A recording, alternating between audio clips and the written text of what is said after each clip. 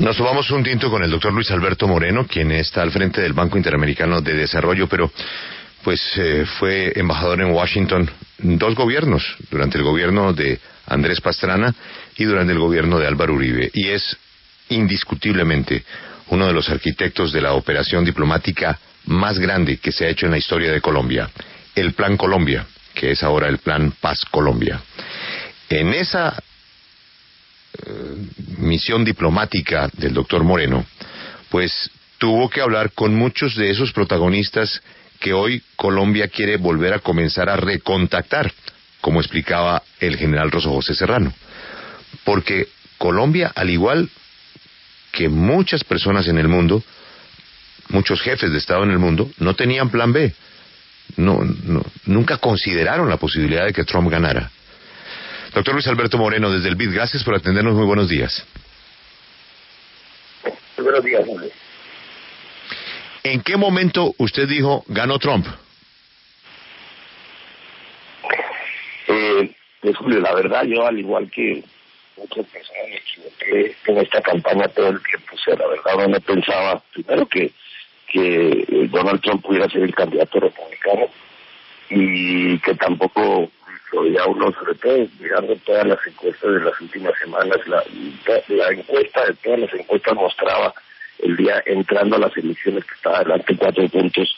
Los exit polls de elecciones a mediodía lo ponen arriba a Hillary Clinton. O sea, no se imaginaba uno que hubiera un cambio tan profundo, pero lo cierto es que cuando empecé a ver no solamente los números de la Florida, sino cuando empecé a ver los números de Wisconsin, de Michigan, lo que pasaba en Carolina del Norte, lo que pasaba en Virginia, en fin, todos un conjunto de estados que eran los llamados battleground states, o sea, los estados donde se daba la gran batalla por los votos electorales.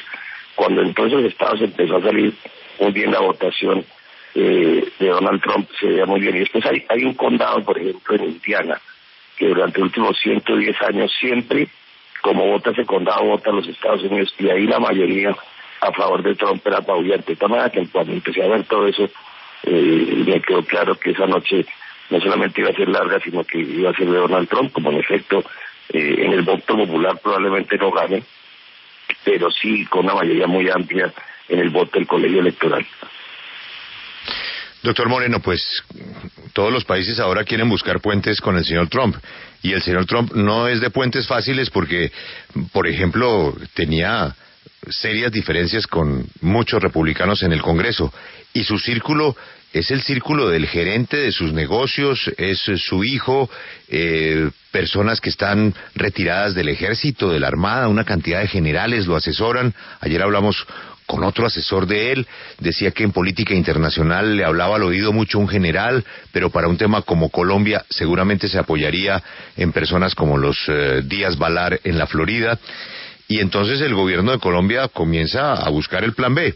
En el plan B dicen, bueno, miremos a ver qué queda del plan Colombia. Y entonces aparece la llamada al general Rosso José Serrano y le dicen, bueno, ayúdenos a volver a reconstruir un poco el mapa de cuando nosotros funcionábamos muy bien con los republicanos. Aunque el plan Colombia es un plan de las 2 cámaras y se ha trabajado Colombia con los republicanos muy bien, pues las cosas no están claras precisamente por lo que el nuevo presidente tuvo tan malas relaciones con los congresistas. Hoy la mayoría en las 2 cámaras es del partido de él, el partido republicano con el que llega a la presidencia de los Estados Unidos. Félix le preguntaba al general Rosso José Serrano qué tan fácil es a estas alturas reconstruir relaciones con unas personas que no habíamos vuelto a hablar. ¿Usted qué tan probable ve eso y qué tanto le preocupa eso, sobre todo para el tema inmediato que es el acuerdo de paz? Esta pregunta es como varias cosas que hay que tener en cuenta. Lo primero es que Colombia es conocido entre la política, digamos, en general, en todos los sectores, conocido como una política exitosa. No, doctor Moreno, permítame porque la pregunta, la respuesta suya es muy, muy importante y estamos teniendo problemas con la llamada. Vamos a repetir la llamada. Hacemos una pausa. Doctor Moreno, le escucho mejor. Hablábamos de cómo reconstruir esos puentes de la época del Plan Colombia. Sí, Julio, le decía que lo primero es que Colombia ha sido una política exitosa, reconocida por republicanos y demócratas aquí en los Estados Unidos. Quizá lo que obviamente cambia fundamentalmente es que hay un presidente que sí ganó el Partido Demócrata, pero sobre todo ganó Donald Trump. O sea, yo creo que el Partido Demócrata, el Partido Republicano tenía, como sabemos, divisiones dentro del mismo respecto de su propio apoyo a Donald Trump, y aquí el que ganó fue él. Entender, y creo que esta es la parte más importante, cómo va a ser el proceso de creación de políticas públicas de Donald Trump es algo que está por verse, y hay que darle, como decía ayer la propia Hillary Clinton, hay que darle el tiempo para ver cómo se va reorganizando. Él, por lo menos en la campaña, trabajaba muy de cerca con un grupo muy, muy pequeño y en alta medida con su propia familia. Obviamente hay personas muy cercanas a él, como son Newt Gingrich, por ejemplo, quien a mí me tocó trabajar antes de que incluso empezara el Plan Colombia, porque era el presidente de la Cámara de los Estados Unidos, conoce de Colombia, es un internacionalista, un hombre muy brillante. Está Rudy Giuliani, una persona, por cierto, muy cercana a nuestro embajador, a Juan Carlos Pinzón, quien además yo considero que está haciendo una excelente labor. Yo he tenido a través del tiempo cada embajador que llega a Washington, siempre me pongo a su disposición, yo creo que como lo debe hacer cualquier colombiano, y él tiene una muy buena relación con él. Yo creo que Rudy Giuliani va a ser un jugador importante. Igualmente hay otros, por ejemplo como el senador Sessions, que puede llegar a ser digamos en algunas de las pues llegar a ser secretario de defensa. Algunos han especulado que conoce también Colombia. Tuve muchas discusiones con él en su momento respecto al Plan Colombia, que eran cosas que no le gustaban, pero creo que hay un punto importante, y es que el mundo está tan enredado y hay tantas cosas tan complejas que no me sorprendería que Donald Trump en alguna medida trabaje mucho más cerca del Congreso algunos de los temas de política exterior, y ahí obviamente los republicanos del Congreso van a tener mucho que decir toda vez, como usted muy bien lo decía, porque ellos dominan las dos cámaras.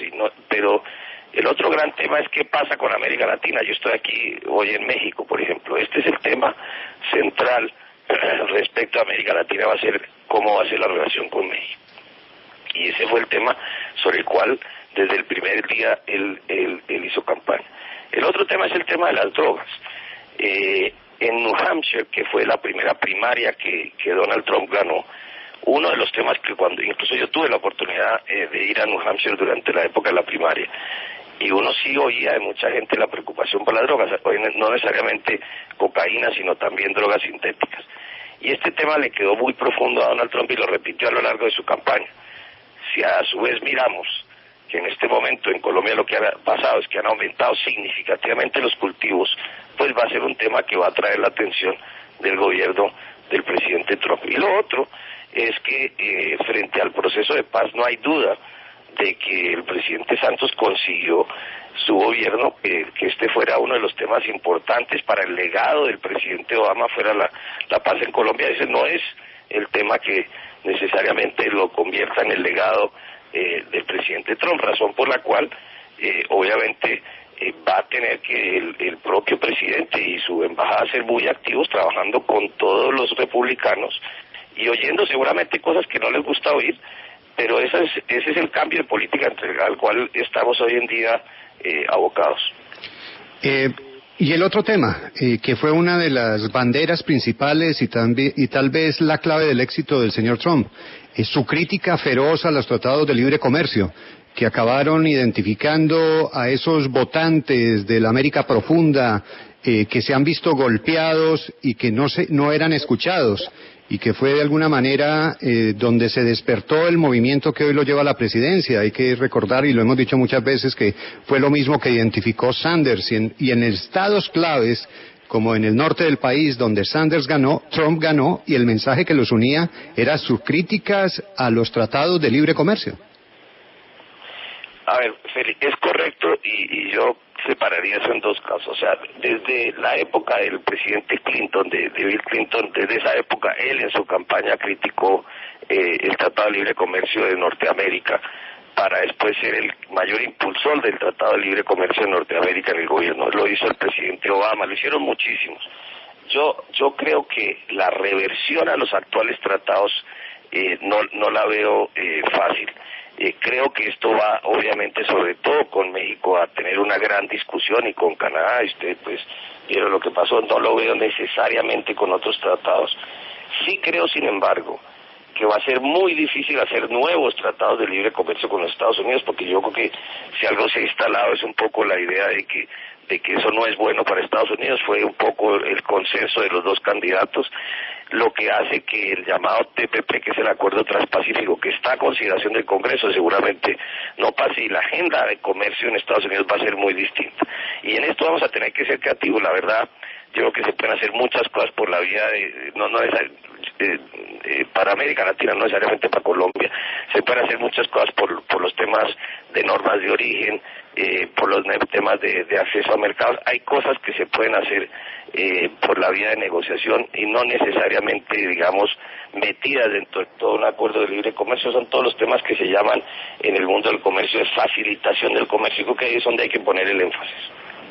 Sin embargo, doctor Moreno, como le decía Félix, pues Donald Trump ganó su campaña enfocándose en lo que tiene que ver con la política interna, y que realmente se va a preocupar por lo que va a pasar con los Estados Unidos, las industrias de su país, y va a mirar poco para afuera. Inmediatamente, ¿qué efecto puede tener esto sobre América Latina? ¿Cuál es el efecto comercial, más allá de lo que usted nos acaba de explicar? ¿Si va a tener algún tipo de repercusión que ahora llegue una persona con ese tipo de propuestas a la Casa Blanca? No, sin duda va a haber una agenda, como muy bien dices, de Donald Trump sobre la agenda interna de los Estados Unidos. Aquí lo que vamos a ver es un gran empuje, por ejemplo, a una ley que le permita tener una inversión masiva en infraestructura, que inmediatamente va a tener repercusiones sobre el crecimiento económico.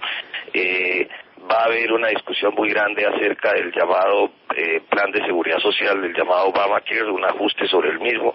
Va a haber una gran discusión sobre quién será el miembro de la Corte Suprema de Justicia de los Estados Unidos, que hay que nombrarlo para reemplazar a uno de los miembros de la Corte Suprema que falleció. De tal manera que yo diría que esos son los primeros temas en los cuales se va a volcar una parte muy importante de los primeros meses del gobierno de Donald Trump. Y precisamente decía anteriormente que la política exterior de los Estados Unidos, que tiene tantos retos, a diferencia de lo que pudo haber pasado en el gobierno del presidente Obama, en este caso va a incluir mucho más al Congreso. Entonces no es de sorprender de que sea una forma en que él cogobierne con el Congreso, y ahí obviamente el trabajo, digamos, de Colombia supondrá tener un trabajo muy intenso con el Congreso. Y los temas en general de América Latina, yo diría que el tema central va a ser el tema de México, que fue un tema muy importante durante la campaña, y el tema de que él hablaba de construir este muro. Bueno, ese es el tema grande de política exterior que lo va a atender él. El resto de los temas de América Latina yo no creo que vaya a haber muchísimo interés, por lo menos en los primeros años del gobierno del presidente Trump. Doctor Moreno, hemos escuchado en las últimas 48 horas personas que dicen, mire, una cosa es la campaña y otra cosa es la realidad. Cuando al señor le entregan los poderes especiales, el Air Force One, la bestia, el maletín con los cohetes nucleares y lo aterrizan, pues puede que cambie su discurso de campaña de algunas cosas que decía para la campaña y que sonaban a absolutas locuras. Y lo otro es que él ha estado con un círculo muy solo porque sencillamente nadie creía que iba a ganar. Y ahora que ganó, van a comenzar a aparecerle los Nobel de Economía y expertos en política internacional y gente seria que le va a decir, a la orden, venga y le ayudamos. ¿Usted cree que eso puede pasar? A ver, Julio, hay un famoso gobernador de Nueva York, Mario Cuomo, que decía que las campañas son en poesía y los gobiernos son en prosa. Evidentemente eso es así. Ahora, pero hay varias cosas que hay que tener en cuenta. Lo primero es un poco el temperamento mismo de Donald Trump, que lo vimos a lo largo de la campaña. Lo otro es, Estados Unidos es un país que tiene una gran institucionalidad, y hay unos grandes controles por parte del Congreso frente a lo que puede o no hacer el Ejecutivo. Es más, si usted se remonta a la declaración de independencia de los Estados Unidos, precisamente lo que había era una gran acusación a Jorge III porque decía que tenía demasiado poder y que lo que tendría que tener Estados Unidos era un poder que estuviera muy diseminado, y eso sigue existiendo y eso es muy profundo en los Estados Unidos, lo que a veces hace que el gobierno hable como con 2 o 3 voces al tiempo. Entonces creo que va a importar el estilo, va a importar la manera, el tipo de gente que incorpore a su gobierno, y sin duda yo creo que tenemos que también tener en cuenta que casi que Donald Trump es un poco un fenómeno de la política del reality. Si John Kennedy fue el presidente de la televisión, este es el presidente del reality, y aquí el mundo en cómo se comunica va a ser muy distinto, y en el fondo yo creo que los americanos lo que querían era un presidente que cambiara radicalmente la forma de hacer política en Washington, y eso, cómo lo va a hacer él, está por verse. Doctor Moreno, la última pregunta es nuestro tema del día. Hubo una noticia que, pues obviamente es muy chiquita alrededor del impacto Trump. 5 estados votaron por marihuana recreacional. En 4 estados ganó la marihuana como recreacional. El mercado en California se calcula que para arrancar le activará unos $1,000 millones. ¿Qué debe pasar en Colombia con la marihuana? Es decir, recreacional en 4 estados de los Estados Unidos y nosotros aún sin despenalizarla. ¿Cuál es el siguiente paso a propósito de esa inquietud que han tenido tantos expertos en el mundo, pero que ahora el Estado, sexta economía del planeta, que pone 55 votos electorales, que es California, ahora ya dice que la marihuana es recreacional y nosotros a la cárcel? No, Julio, mire, ese es un tema, yo diría que si se sometiera a esa iniciativa en varios de los estados de la Unión, seguramente pasaría o bien como California, que está abierta, o bien como medicinal, que está en otros estados. Pero aún la legalización medicinal para todos los efectos termina siendo prácticamente libre.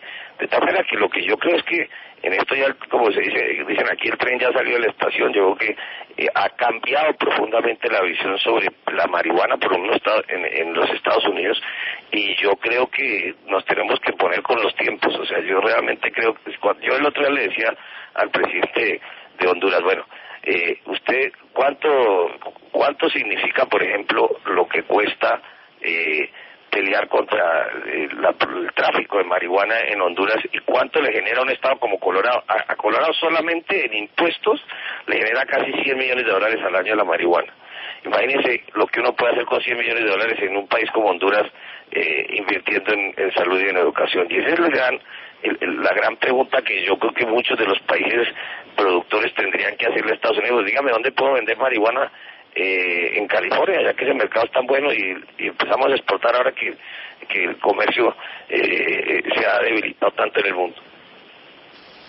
Doctor Moreno, muchas gracias por atendernos, por sus luces, y ojalá que esto salga bien para todo el mundo. Ha sido usted muy amable.